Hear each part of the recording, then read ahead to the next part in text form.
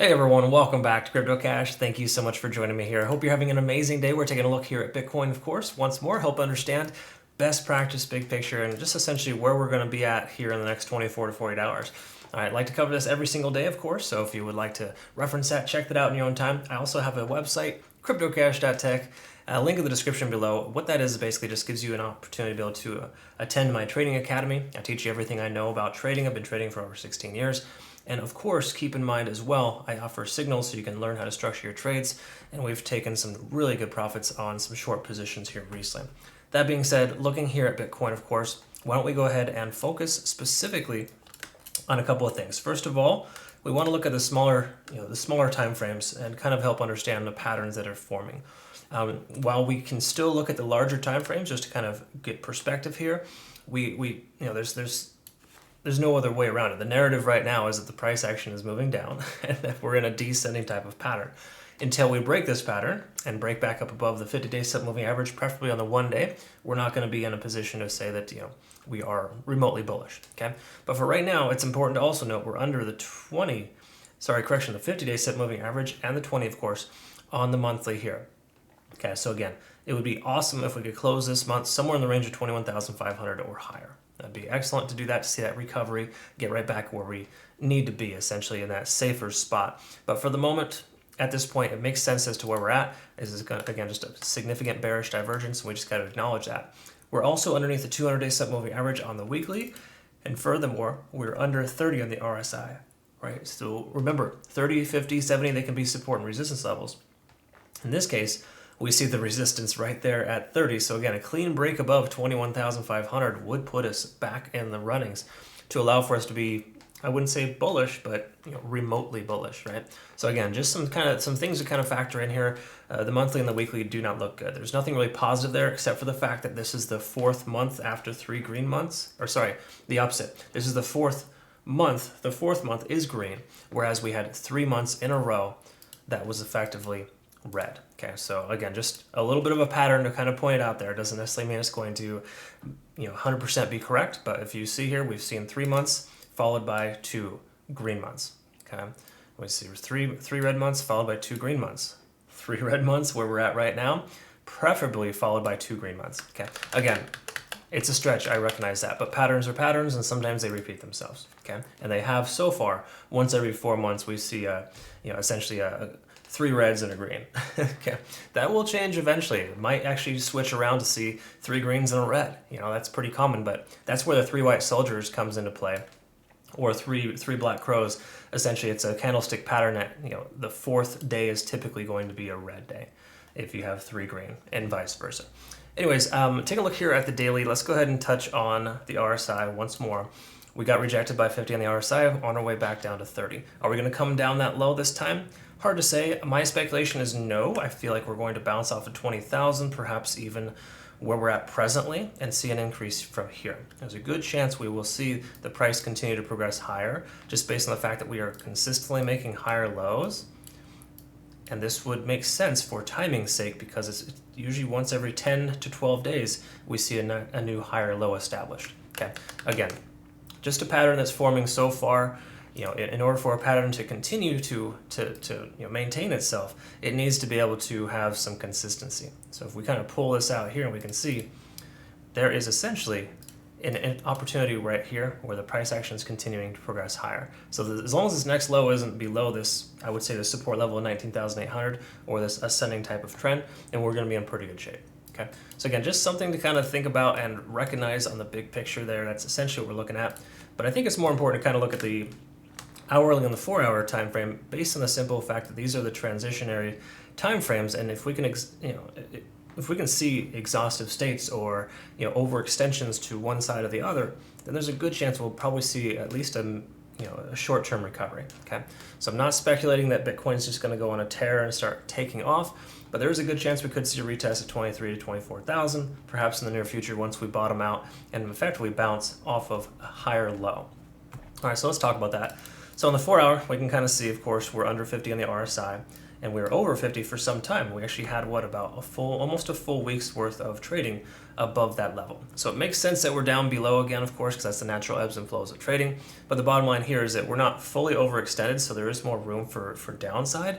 But there's also potential for recovery based on the fact that we are starting to see this dissipate when it comes to the MACD divergence, or more so convergence potential, right? So this divergence essentially is telling us, hey, that the bears are sort of losing control. They don't have as much weight as they did previously, at least in the last 4 to 8 hours.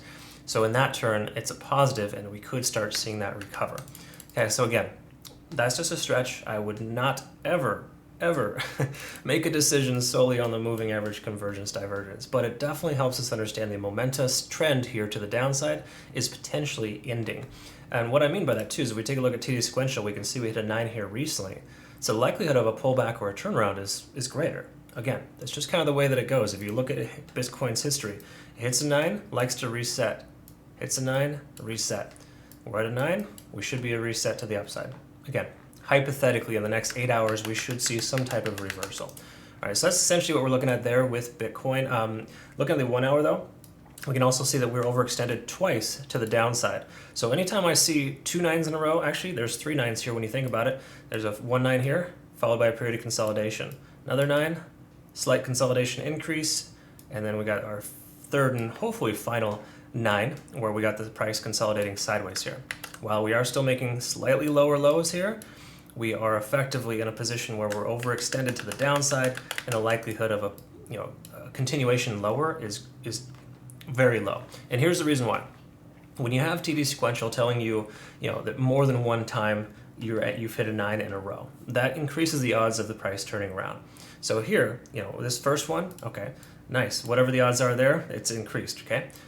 Doubled and tripled here. So when we got 3 indications telling us we've had significant downtrends, the likelihood of a pullback is greater in combination. And again, the main reason why I feel comfortable saying this is because we have a 9 on TD sequential on the 4 hour, and we've seen 2 double doji candles. Double dojis typically sign a reversal, so I think the likelihood of the price coming back up from here is greater. It shouldn't extend itself much lower. Okay, again, just based on the simple fact that we see the sequence of numbers telling us we're in a position where the price action should continue to progress higher versus lower. And another thing to recognize too, of course, is just the overall trend here. Once again, I touched on this earlier, but roughly June 18th, we see the lowest point in which the price would go. That was a weekend, right around 18,000, or obviously 17.6. And then, of course, roughly about two weeks later, I think 12 days later, we're seeing here on the 1st, or just say the 30th of June, upwards of the 3rd of July, we can see we're making higher lows now. Okay, so it's higher than the previous. So as long as this low here isn't anything lower than just say 19,800, preferably that key level support, we should be in good shape to see the price continue higher. And on the next push, there is a possibility of us breaking this descending trend line. And that would be ultimately the best thing for us. So again, we're not there yet, but it does feel like we're trending there. I like the higher lows and the higher highs. Everything's looking pretty decent on the short to midterm, okay? And that'll translate to a better daily and a better weekly and monthly, right? So again, we just need more consistency here. But for the most part, I do think we're hitting and nearing the bottom for Bitcoin's downtrend, just based on the overextension we're seeing on the midterm and short term, okay? Again, just some things to kind of look at. Hopefully that clarified some things for you here, but that's essentially all we have to really understand. I would say I'd feel comfortable, or at least more comfortable, taking a long position at this point. In fact, why don't we do one last little double check here? Let's take a look at the cloud. This is the only thing that would be kind of like slowing me down here. In other words, you want to wait for confirmation. So ultimately another 12 hours would probably be more appropriate to see the lagging span intersects with the price action. If and when it does, then the conversion line will likely be naturally above the baseline, and we'll be much closer, of course, to the cloud. We'd have a better potential situation, okay? So again, I would say don't get hasty and jump right in, but if you were to take a long position now, just make sure you have some tight top profit targets to ensure that you get filled, and obviously you can get in and out quickly by using a trailing stop loss that adjusts with your targets. Okay, we use a moving target too, so in other words, as soon as our second profit target is taken, that trailing stop loss kicks in, and then we have our funds safe and secured because we've already taken 70-80% of our profits by then. Okay, Different strategies, of course, those are all things I cover in my signals, as well as, of course, my trading academy. But check that out, of course, in your own time. But at this point, I just want you to be cautious and optimistic. Of course, I think that at this time we are in a position where we're not in dire straits, but we're definitely not in great shape. But we're still making higher lows and higher highs, and I think that that is an important pattern to recognize. Until we break that, we can't expect it to discontinue, if that makes sense, right? So again, it's doing pretty well. I don't think we're going to see much lower than 19,800 on this downtrend. If we do, of course, that would be a significant sign that we might want to consider going with a short position. But at this point here, if you have a short position open, just know you probably won't get a tremendous amount more left out of it, if that makes sense. So that more like we've already taken 4 of our 5 profit targets, so it wouldn't hurt to close that because we've only got 10% of profit left, right? Again, different strokes for different folks. So it all depends on your risk tolerance, and those are things you need to acknowledge and, of course, work within. Just because I recommend one thing or the other doesn't mean you should either. It has to fit your risk tolerance, but also your preference, right? Because everything that we do is all preference. And everyone has a different levels of that, right? So again, it's all about discovering that and becoming a better trader. So I just like to try to help bring some things to light here, so you can effectively do this yourself on your own, right? I have a lot of people attending my trading academy and becoming much better traders, and then moving on. That's perfectly fine. That's normal. That's exactly the way it should work. So learn what you can, apply what you can, but for the most part, make sure you understand who you are and how you respond to stress and some interesting situations. Again, I cover all that in my Trading Academy. Thanks again for joining me here. I'll stop rambling. I hope you had a good learning experience. We'll see you in the next one. Thanks again for your time.